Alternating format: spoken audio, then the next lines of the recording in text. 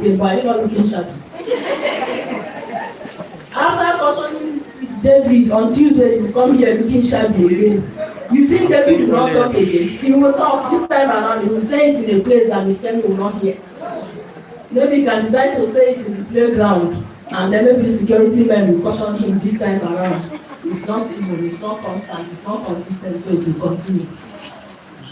So please, while we nurture our families, let's also nurture ourselves. Not just for ourselves, but also for our children. Let's also be conscious of our health. Most people do not know they are ill until they are at the point of emergency. Find time for health checkups. Oh, yes. It's very, very important because as much as the children need to be in school on time, they also need the father and the mother to be alive and healthy. So there must be a balance in it all. Now, I'll be looking at boundaries build trust. Now, when we speak about boundaries, we speak about boundaries within the home and boundaries outside the home. There are certain ways we hear children speak to their parents and you begin to wonder, who is the parent here? Yes, while we encourage free conversations, let them speak to you. We do not encourage disrespectful conversations. So when you notice your child is tilting towards disrespect, you call them to order. This is not the way to speak to mommy or daddy. You can communicate rightly and you will still be heard. Because sometimes disrespectful communication comes as a result of not being listened to. They feel you are not listening to them, so the only way about it is to get disrespectful, either by raising their voice or doing something that will call your attention to what they are saying. So please, and then boundaries outside the home. You must teach your child boundaries so that people, neighbors, friends can have respect for them. Like I gave an example, to me, I always counsel parents, it is wrong for an adult to see your female or male child going out there and calling my wife or my husband. No, don't do that. You have no such relationship with a neighbor's child. And you must teach your child to clearly define these boundaries. Sometimes it doesn't come in that form. They might be mocking your child physically, see the big head. This one is just short. I don't know who you resemble. Heaven's sake, you didn't create anybody. You teach your children to give clear, straight, and polite responses to such. Like I counsel children, when people mock your appearance, you tell them, in God's infinite powers, that is how it has pleased Him to design me for a beautiful destiny to come. He didn't get the permission from you. And when a child stands up to an adult like that, the adult will create boundary naturally. But when you tolerate such, it's going to move from seeing head to pushing the head. And one day you come back from work and hear that your child was slapped for having a big head. Yes. So boundaries within the home and outside the home is one thing we must teach children. And I, as a person, I always stand against negative judgments. Unfortunately, since I came this way, I've noticed that the people around here are very judgmental. Children are going through phases to see adults just sit and decide their destiny. Meanwhile, if you have opportunity to have seen these adults when they were those ages, they had done worse. So please, if you have children who are going through stages, it might come in form of rebellion, whatever, do not allow neighbors to sit and use your child's situation at that time, because it is not the determinant of their destiny, to console themselves. They have worse problems in their own houses, they should go and solve it. So no matter what it is, as a parent, you must be that canopy of defense. Defend outside first. When you get inside, it decides. Because there are people who will be killing your children emotionally outside. They will be judging them, and because you too, you have judged inside the house, the child will not come to tell you. I, for instance, there's a way I look at the child, physically I know you are going through a lot, and I'm deep. It will reflect physically on the child. In the eyes, the way the child looks, it will reflect. You will see distance from the child's gaze. You will see the quest for acceptance in the child's gaze. So we must be parenting is not easy. If we want to be sincere with ourselves, our parents did all this for us. I remember one time I was in JS3 in Kaduna Capital School then. We were preparing for our junior wife, and then our English teacher, a very nice, beautiful woman, walked into the class and somebody hissed. And she just decided that it has to be a female student, that all the females will walk out of her class. And from that day, anytime it's English time, she will send all the female students outside. So she was teaching only the boys. So I got home and I told my dad, because I lost my mom quite some time. I'm the last child, so my dad raised me. So I got home and I opened up to him. Daddy, this is what is happening. The next day he went to the school. He didn't fight her because he made a statement that I didn't understand until now that I'm an adult. He said something to my aunt that was there. He said, unfortunately, this teacher does not have a child, so she doesn't understand what it is to have children under your roof. So he went to her the next day and pleaded with her. Oh, they are like your children, forgive them. She was so bitter that he said, please forgive them. Children will always offend you, but remember, they have an exam coming. Please, do not allow what they have done. He didn't say they didn't hiss. He didn't go defensive. Do not allow what they have done ruin their destiny. You know that English is a core subject and they need your class more than they need any other thing at this time. And then she obliged and started allowing us into the class. Some other parents would have said, you hissed. Because another version of it happened when I just got into the university. I grew up in Kaduna, but my dad happens to be the type that at university stage, he will send you far away from him. He said you will learn to survive. So I was sent to my state, Delta State University. The first welcome we got to the school was crisis, riot. In fact, immediately after registration and all, the school went into very terrible crisis. They brought mobile police. We barely managed. I managed to survive, get into a transport and get to Kaduna. Getting to Kaduna, it has been aired on Int'l network news. As I was entering the house, what my dad said was, they will send them to school, they will go and bomb Senate building. I have not eaten for 2 days, mind you. I've been sleeping in the forest and hiding from mobile police. In fact, I was saved by one mobile police, Mustafa Ibrahim, because I started speaking Hausa with him. And he asked me, what brought you to Warri? You came to the land of, didn't you see Bayero Kano? Didn't you see Ebi Izaria? You came here. He was the person that smuggled me to the exit of the town and put me in the door line back to Kaduna. The school was in crisis. And then getting home, that was what my dad said. I stood by the door and told him, Daddy, go and write electrochemistry. So you are a chemistry lecturer. If you get B3, I'll pay you your salary. You need to sleep us and just me, Daddy.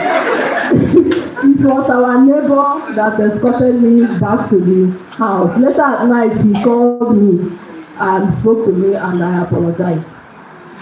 So if you do not give that soft landing, you are judgmental, you are going to get a repulsive answer from them. So no matter what it is, listen first. Give that ear, let them speak. Then you dig and investigate before you take your judgment. And let your judgment be this with one hand and pull back with the second hand, because no matter what you do, once a child has gone out of you, the identity will always be you.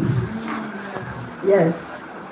So the seventh we have here is family culture is greater than family rules.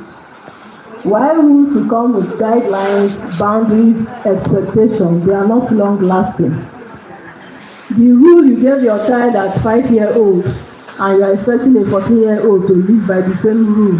That's why most times we see teenagers are rebellious. Because the same way we handle them at age 5, we want to handle them like that at age 12. You tell a 5-year-old, when you come back from school, eat golden morn, wash your socks, do your homework, and he answer yes, mommy, and it will be done that way. A 14-year-old has already had football conversations in the class. He's just coming back to catch up, whether it was it Liverpool or Manchester that won the match, and you are there do your math homework. Somebody has forgotten about Mr. Femi here. You only remember Mr. Femi by 7 p.m. when you are about to come back. And I said, okay, before my mom will call Mr. Femi. There are other things to their lives apart from that. So find out what they have and let your instruction align.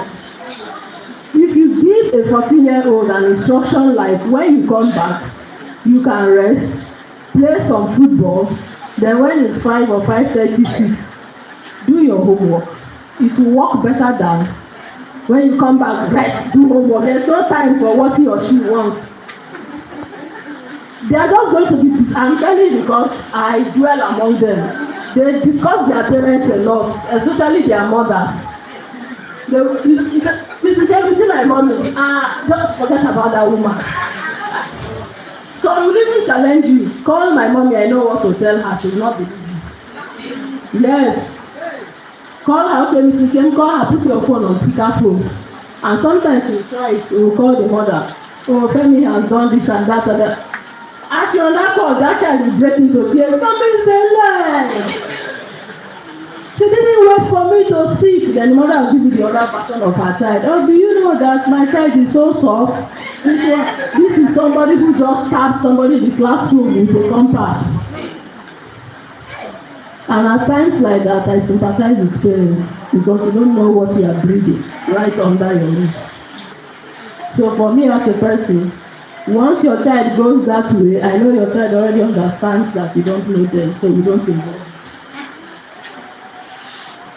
So it's better at this time to be involved in your child's life. By getting involved in their lives, it will tell you the direction that child is heading to. How do you parent children in this time? During our own time, who were our role models? They were doctors and lawyers. Our parents' friends. You just look at Dr. Tokumbo and you like him. I want to be like Dr. Tokumbo. Those are your role models. Who are the role models we have now? Davido, Lionel Messi. They are the role models we have now. So how do you match it? How do you balance it? During our own times, there were no phones. All communication from school were done by writing. Or they will tell you on assembly, tell your parents and the messages. Tell children now, it's only the one they want the parents to hear, that's the only one they will hear. They will keep the rest to themselves. Now, we are looking at connection before correction. There must be a sound relationship before your child can be corrected. Sometimes you take pride by saying, my children listen to their teachers a lot. It's because teachers have that connection. The teachers, by nature of their profession and ethics, they are bound to understand conflicts and they resolve it in every friendly manner. You do not have that connection with your child, so it is very hard for them to take correction. That's why you find the same thing happening over and over and over in your home. So build that strong connection from the point you have raised this afternoon, and you have a better chance of correcting your child. Now we should also have a mindset of leaving a legacy. Let's ask ourselves, if I am not there again today, what legacy have I left for my child? Not in terms of wealth, but in terms of humanity. And I also encourage families to build together. Building together does not mean build wealth, build emotion, build character, resolve conflict. Everything that involves building, build with your child. If there's a downtown to your finances, let the children know that this is what you are facing at this time, and because of it, you will not be able to afford certain services, rather than outstretching your child and building individuals that will always feel they should have all they want to have. So my final thoughts this afternoon is, family is not about perfection. No family is flawless. Every family must be a safe space for individuals to thrive because the child you raise today, you are not just raising a child, you are raising a generation. Thank you. And I say,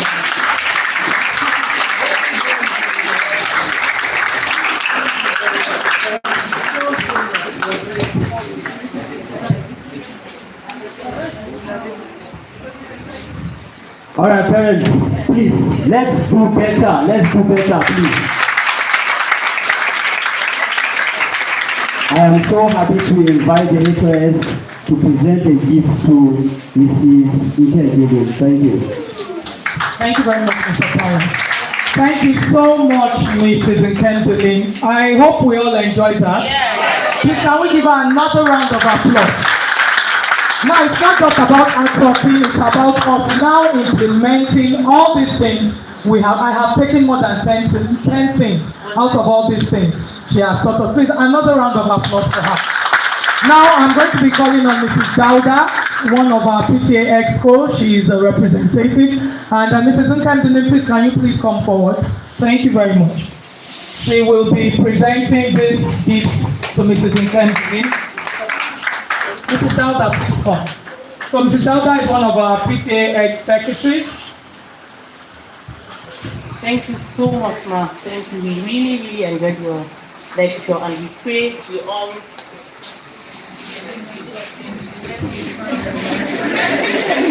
implement it, please.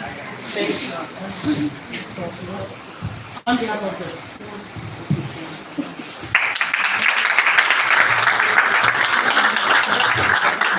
thank you very much, Mrs. Dauda, the PTA family, Toddler 7 and Everest Heights. My prayers will always be with you, like I said, and may God continue to increase you, keep you in good health, and give you generations that will make you proud. Thank you very much. Please, I have a very important question. Okay. How do we handle the child that Take this thing. Mrs. Int'l. Good afternoon, ma. Please, how do we handle a child that can like?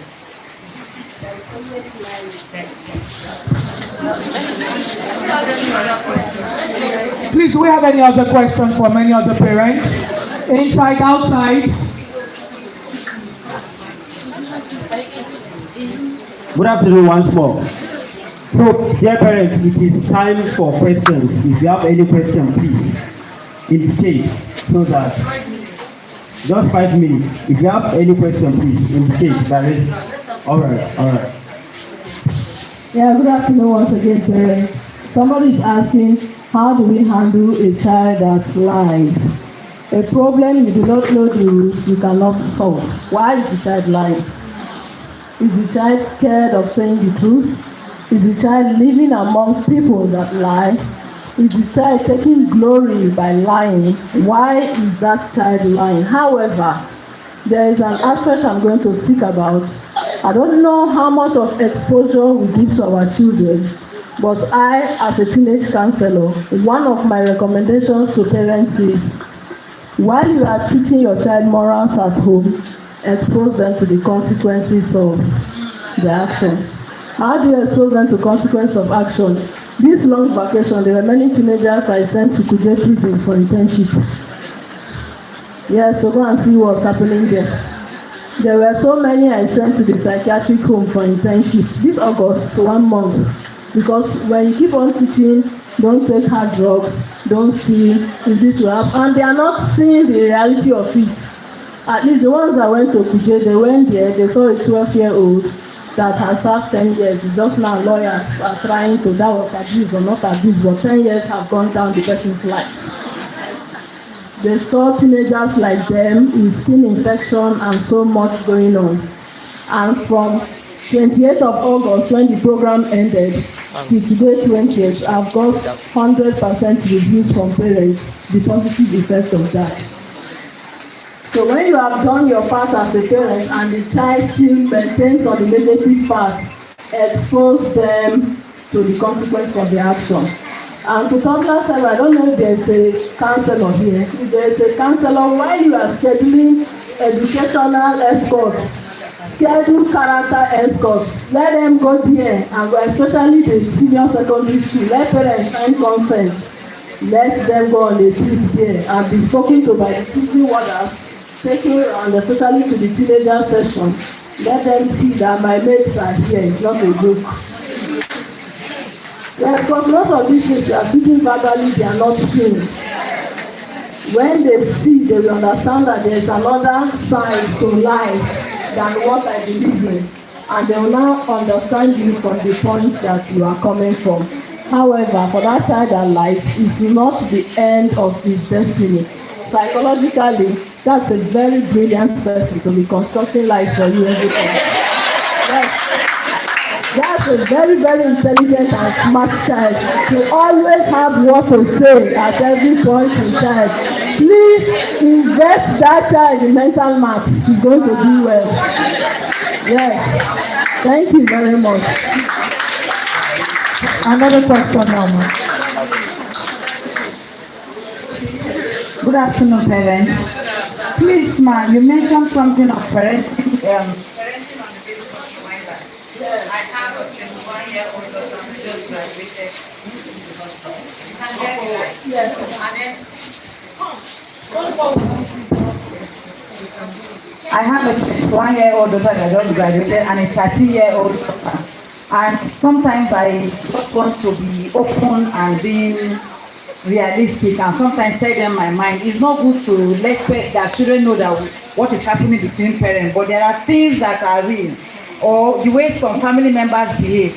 Death is inevitable. I lost my daughter last year, so I started telling them this person is not good.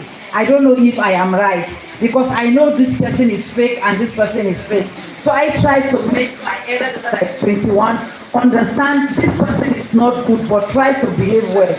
Then a family friend told the house help that I don't like my third baby, and the house help came to our house and told us, and I told my husband, this is somebody who is pretending to love us, but I don't know whether if I'm making it to let them know if this is okay. And the way men behave, the one that is 21, I'm sure I told her you are due for marriage. She said, "Oh, mommy, not now." So I tell her my experience. I don't know if it is wrong. Then coming to the one that is 13, toddler 7 is trying their best. The first time a guy said, my wife, she said, no, when I grow up, I will choose. That one is bold. Because the one that is 17 is somehow timid, the one that I lost last year. So somehow, at this age of 13, after losing my 17-year-old, I don't want to quarrel or beat her too much. And now realize she is very pompous. And she faced me. Mommy, you said this, I said, hey, and I don't want to beat her because I just lost one. So I am in between, but I have to be strong and tell her that this, but sometimes, so I now have to come down, and all those things they have been teaching us in toddler 7. But the greatest challenge I face is she looked at me and like the way she's attacking me sometimes, I'm feeling, and I don't want to beat her again. It's just a year that I lost the other one. But I'm trying my best. She's hardworking, but she changed. And I'm looking at 8 and 13. And sometimes she challenged the one that is 21, but I now realize one time that I was praying before her 1-year anniversary. And I calm her down. I said, you don't behave like this. And you don't behave like this. So this is how you're supposed to. I am hard. When you say they look at us sometimes, but I have to calm down and start begging her that please try to be like this, and she now said okay. So I left my pride aside because I have only 2. So I am lost sometimes in between how to treat her, how to challenge her again. And thank God for everything. I have dropped pride, I have humbled myself. I don't want to use that harshness again because I can't go and bring that one from the grave, so that I will be telling her, you didn't do this, you are not do this, and the father will say leave her, but today she is not here. So I don't want to stress this one. Anything she wants to do, let her do. So I want to strike a balance. How do I stand? To beat, I don't think I can beat again. But how do I balance what to tell them sometimes? Because the world is somehow now. People are not sincere. They are fake and they are related. So how do I balance it? Okay, thank you very much, ma, for that question. These are like 7 questions in one. However, I'll take them one after the other. Okay, first of all, I'll pray for the repose of the soul of the departed. May she find peace and may her soul rest in peace. However, madam, in certain counseling, I want to be very, very realistic with you because in parenting, it's very, very difficult and challenging sometimes, but then we have to face certain hard realities. Now, I kind of connect with her because, like I said, I have a child that has kidney transplant. Now, sometimes children know that you are vulnerable to a particular person and they want to ride on it. That's what the 13-year-old is doing. Now, sometimes my son tried that pathway and I took him to Gudu Cemetery, where like 2 or 3 transplant patients were buried. In fact, the day I came there, the security man thought I was mad. He was like, "Madam, what are you doing here?" When I said, "No, I want to show this guy something." And I took him there. Thank God their names were crested on their graves. I said, "Do you remember this person on dialysis?" He said, "Yes." "Do you remember this one after transplant?" "Yes." "Do you remember that one after transplant?" "Yes." They are all what? Dead. How many people did they die with? He was looking at me and said they died alone. In as much as it's going to pain us that after everything you died, but if you die alone, my friend. That's the reality you must realize. So if we are telling you wash your hand, drink water, take your drugs, and your shoulder is doing like this, or when the chips are down, you are down alone. All we can do is to do what? Shed tears. However, you might be facing resistance from the 21-year-old because sometimes we don't start to be realistic with our children on time. The society makes us believe they are too small, they are too young for certain information. So by the time they now want to talk to the truth, they already have a mindset which we struggle with. However, you will remain consistent, madam, and every other person that such case is peculiar to. You will not give up because you are facing some rebellion or disbelief. You will remain consistent because from the point you are standing, you are the only one that can see the end of it. The 21-year-old cannot see what you are seeing. It will take her some years and experience to see what you are seeing.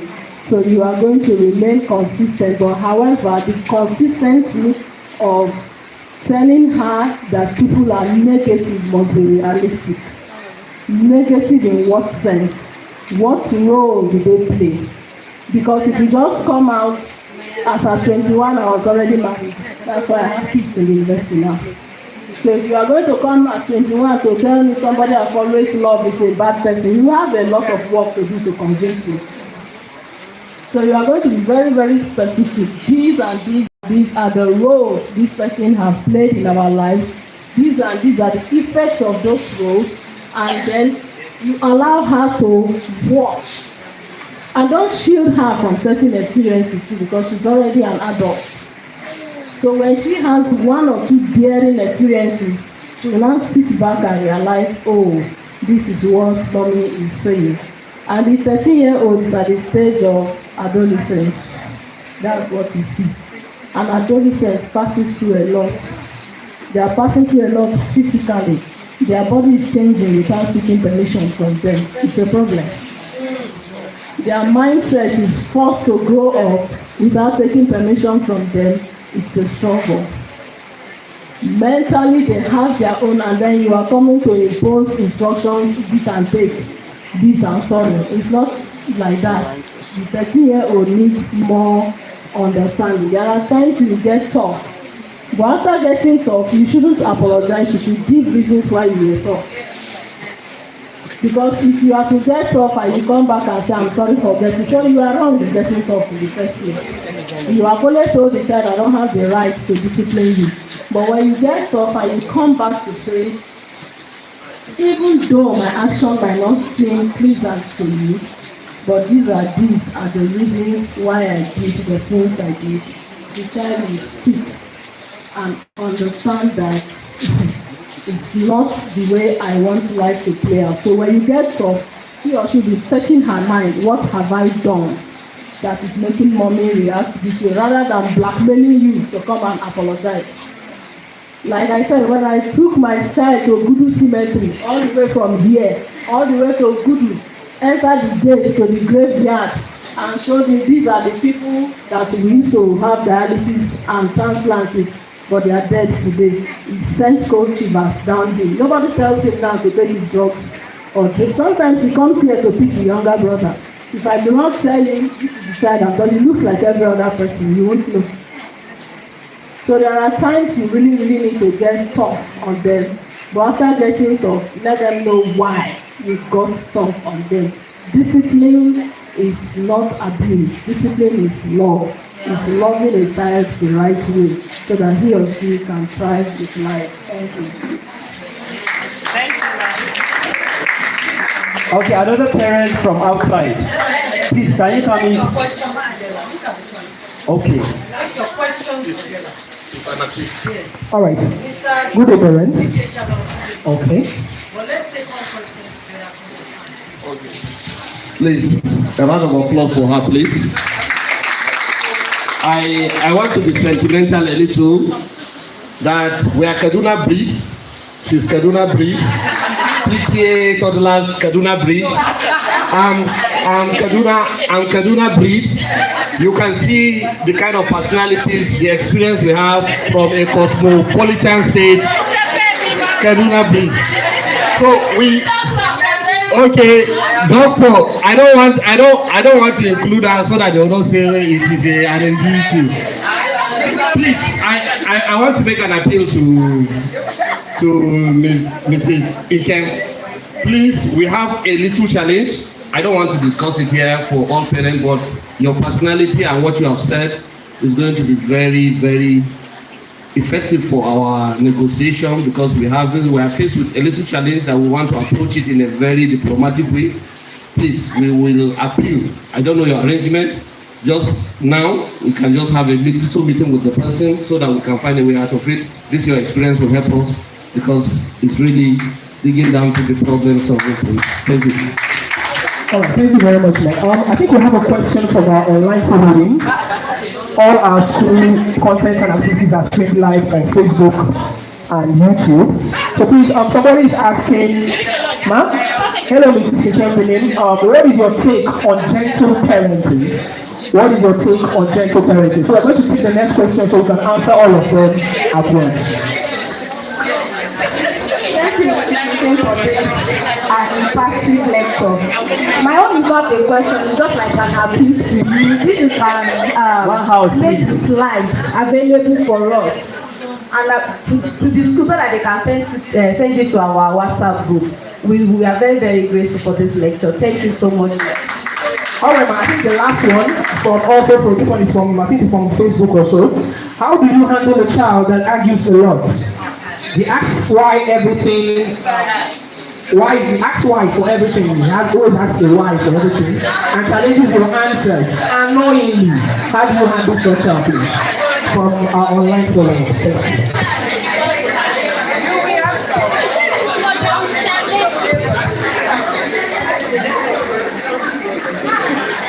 Okay.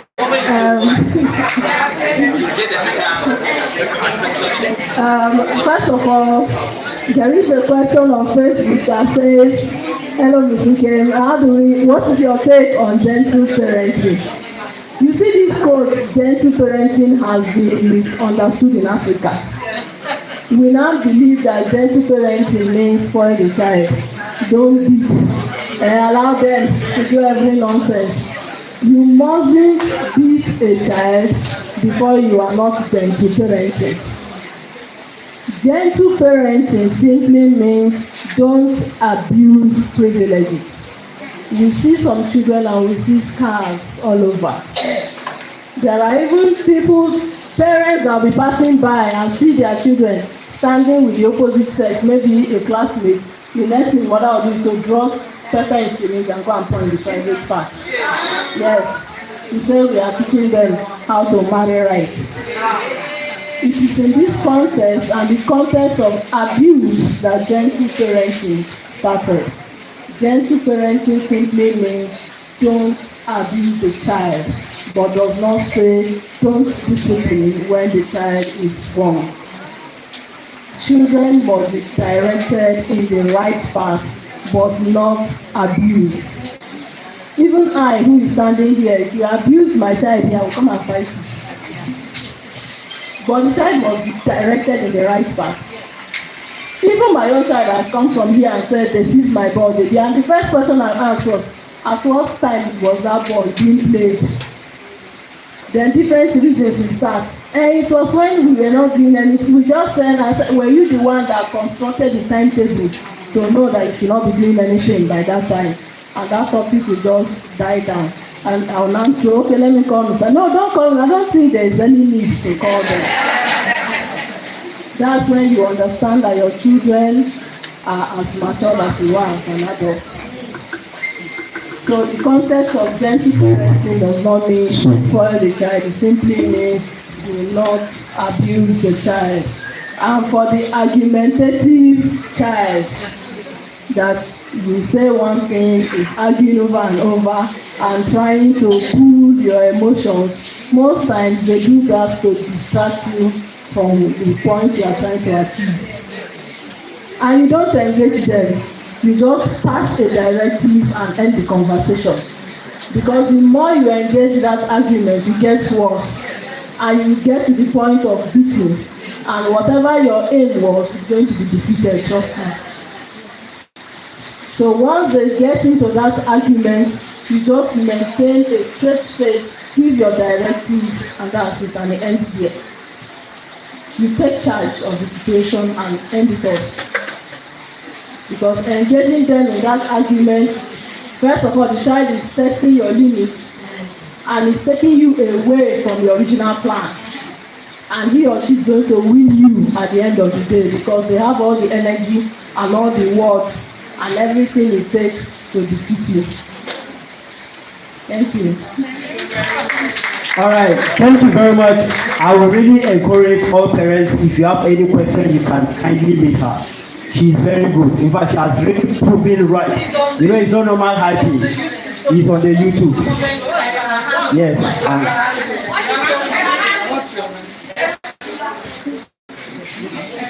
We'll kindly post it. We'll post it on WhatsApp group. All the WhatsApp groups. We'll do that.